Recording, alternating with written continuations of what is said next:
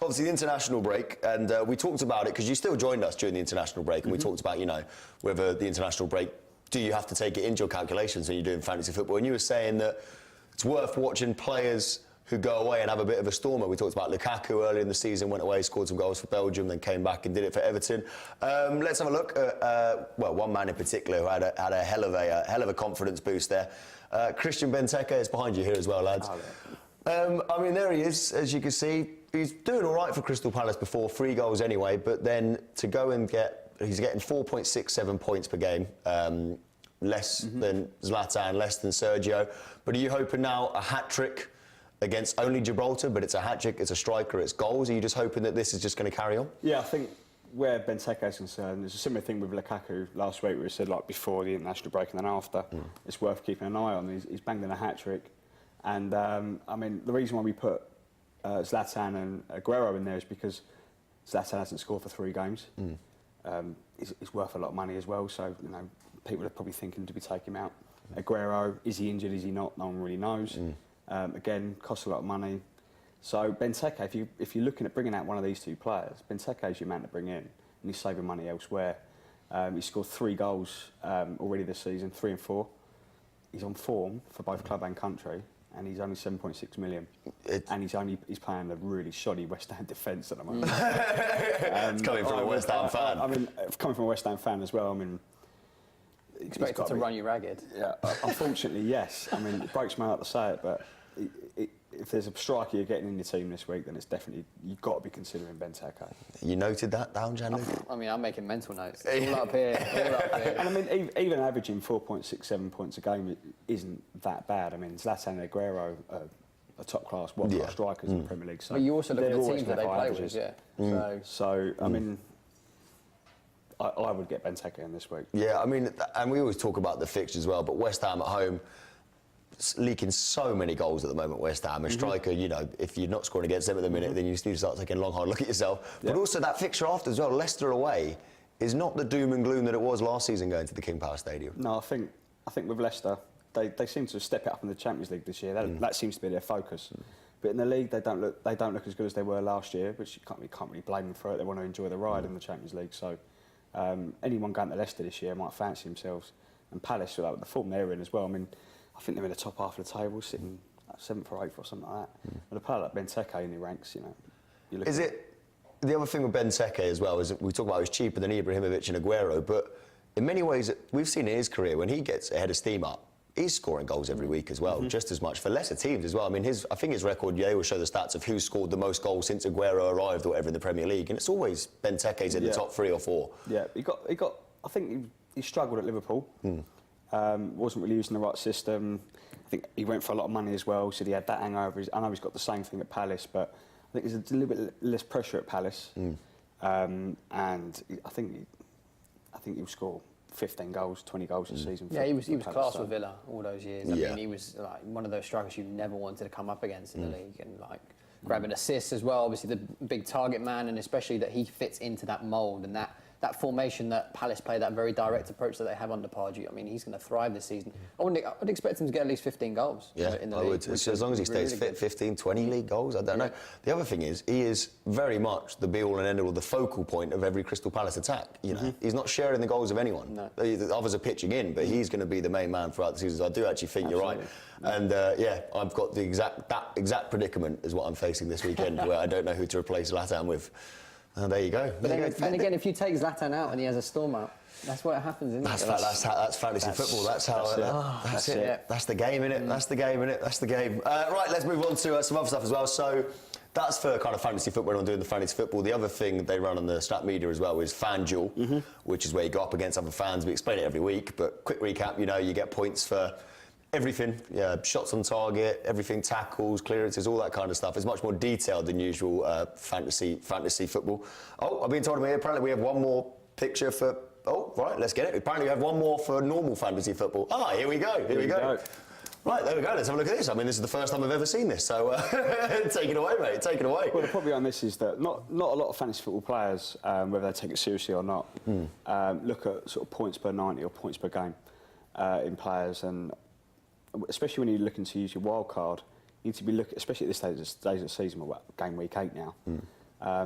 You start seeing trends in players, and you start seeing the players that are earning a good amount of points per 90 minutes or per game. So what we've got here is just a collection of 5 players here that you probably, if you haven't got them in your team already, you probably wouldn't even think about getting them in. But are worth it because of their points per 90. I mean, they're averaging quite high. Apart from Fonte, who I've put in because of Jack, who's not here. Big Southampton fan. I put him in just to keep him happy. Just to keep He'd be here going Fonte. Oh, really? Yeah, he would. I mean, but he's not Gianluca, bad. as you're replacing him for today, can you just say Fonte? Fonte. There you go. Perfect. That's exactly how I would have done it. I mean, Fonte's not a bad section anyway. I got Burnley at home this weekend. Only owned by 4.1% of people, so it's a good differential. But the main one on here is Mata.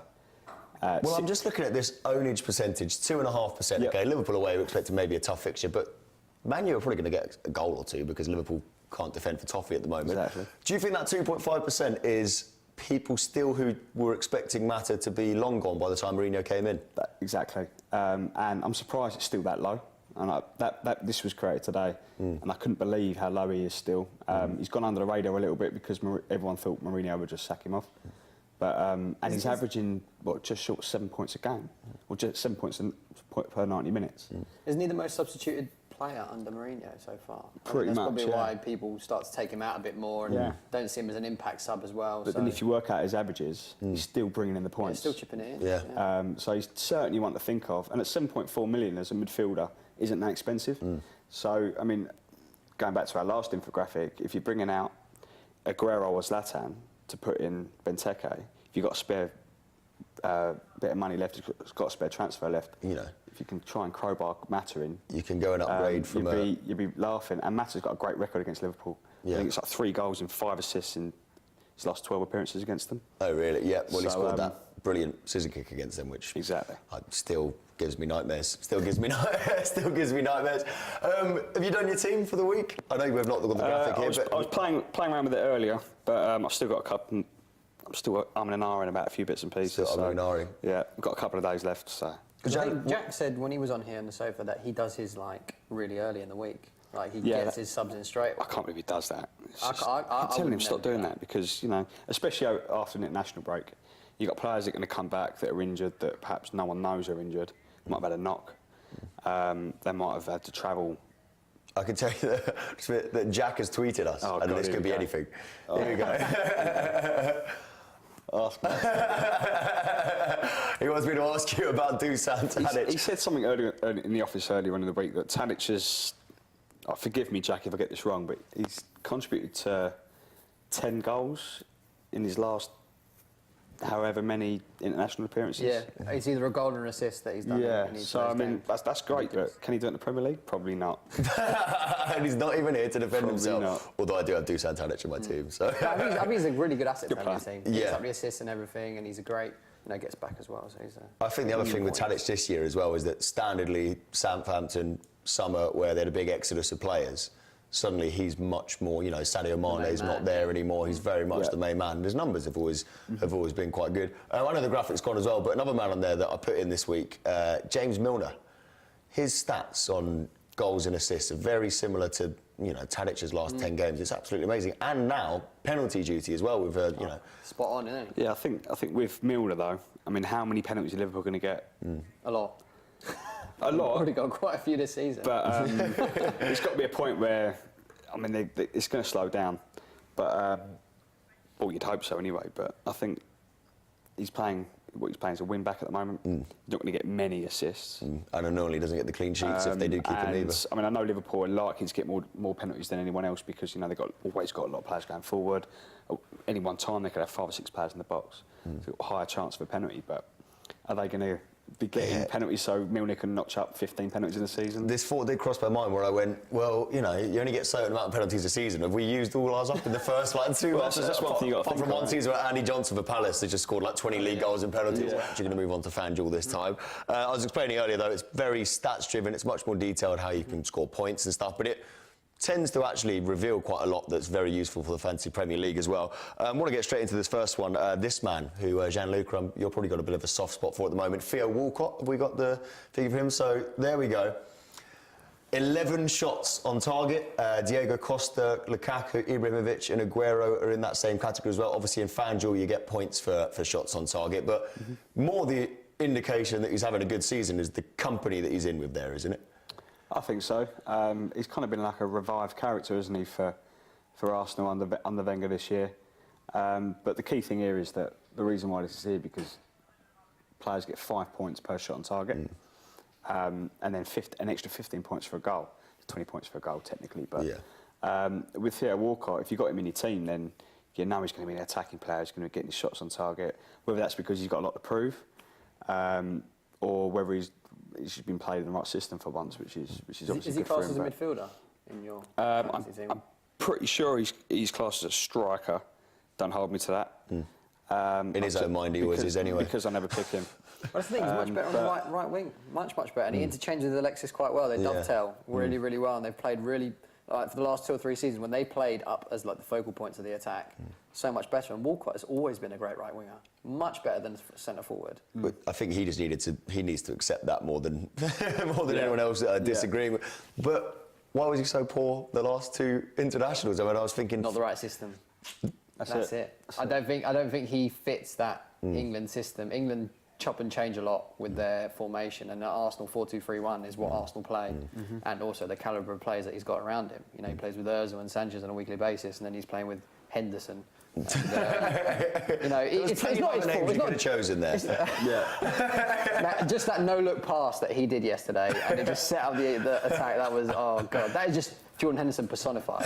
Thinks he's so confident on the ball, and then just pings it back and just I would argue with you, but no, that's pretty much spot on. This here with the shots on target as well. That's one thing you can always say about Theo Walcott, even when he's been bang out of form.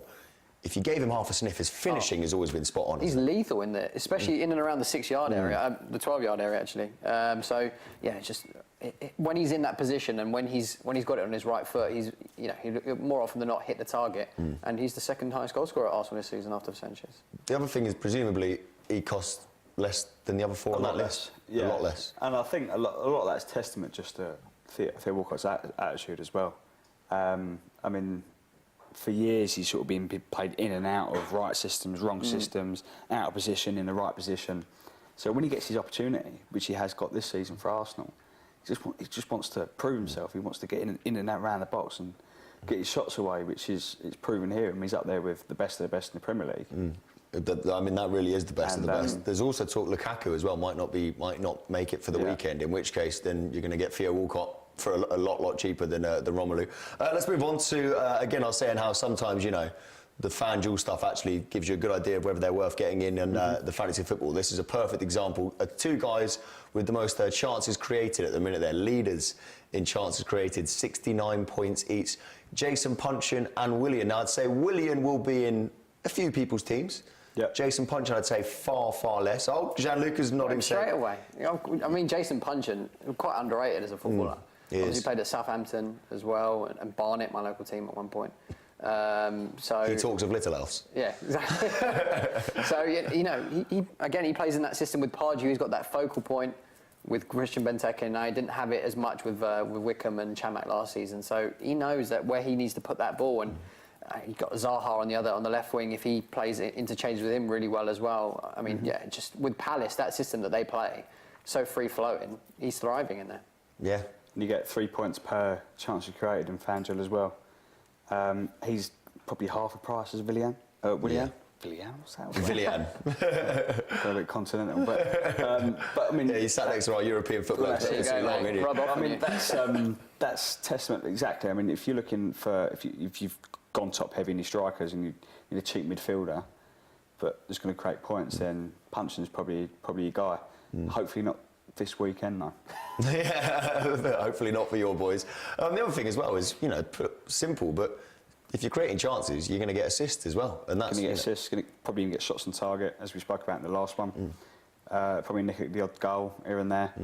We're going to get a lot of completed passes as well. So He's got a lot of points in him. Yeah, it's a good indicator that they're in the final third of the pitch a lot of the time, aren't they?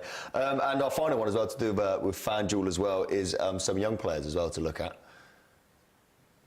These three that have had all great starts to the season, in fairness to them. Gianluca, you were telling me you love Iwobi. I'm going to wax lyrical about that guy. I mean, he's just fantastic. I don't want to hype him up too much, but he would be a star at Arsenal, 100%. I mean, he's the nephew of JJ Okocha, for God's sake. You know, there you go.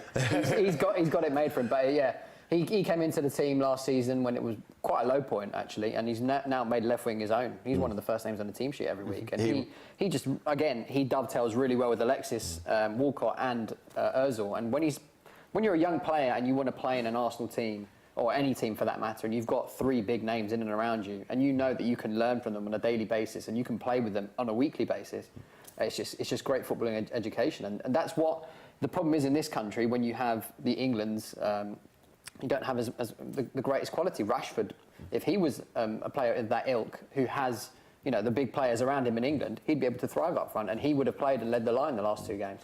Do you think as well the Iwobi coming into the Arsenal team is why Sanchez up front is now working better than it ever has before? Because before you've left the Sanchez-shaped hole out on the left, but he's been so good there. He's, like you say, he's one of the first names on the team sheet. Yeah, Sanchez was actually shafted out onto the right because we had Welbeck, and then Welbeck obviously got injured again in May. So yeah, Sanchez is making that centre forward berth his own, and yeah, the emergence of Iwobi has definitely aided him in actually making it into the number 9 position, which I think he's always wanted to play for Arsenal. There's also a very good fantasy football tip in there that never have Danny Welbeck.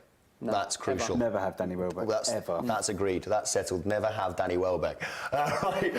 These other two, I mean, this is my guy. I'm a big fan of this guy, and I've upset a few Manchester United fans by saying he's arguably better than this one here in the middle. But yeah, 100%. I mean, would you say it's fair that younger players get priced cheaper as well, generally? I mean, if a guy that was 27 had Rashford's end of season last season, he'd probably come in as one of the most expensive players in it, wouldn't he? They're priced cheaper, but only because they're technically the understudies to the superstars that are ahead of them. But this weekend alone, I mean, Zlatan won't get dropped, but Rashford has started with Zlatan over the last couple of games. And Iheanacho with Aguero, sort of no one really knows whether he's fit or not. And they're still getting the points in. But so Iheanacho, you're saying, because Aguero, you're not sure if he's going to play? Well, no one really knows. I mean, apparently he's got another calf injury. Man City haven't said anything to my knowledge, although they may have done since we've been on, but Iheanacho's a bit of a shout this weekend if he is injured. And he got plenty of, I think he scored a couple of goals while Aguero was out last time. Yeah. So and that shows by his average points per game. So yeah. And Rashford the same as Zlatan as well. So with Iheanacho as well, is he a bit of a safer option than Rashford? Because Iheanacho does tend to come off the bench most weeks and also bag most weeks, whereas Rashford has been known to sit out for more or less a full 90 or come on at 80 and stuff. Iheanacho maybe sometimes, even when Aguero's there, gets more of a game. Is that a fair comment to make? Yeah, I'd say so. I mean, did it last season as well, I think. Well, yeah, Man City don't really have another striker on their books. That's the thing. There's only them two, and Nolito could probably play centre forward. And so could Sterling and De Bruyne, but Iheanacho is the only viable alternative for them, and for him, 20 years old, I think he's got a really, really good record in front of goal, like 13 goals in only like 17 appearances. It's a testament to him as well that they feel they only need those two. I think if you're playing up front for City, it doesn't matter who you are, you're going to get chances. Well, Wilfred Bonny bucks that trend, doesn't it? Showing that Guardiola still.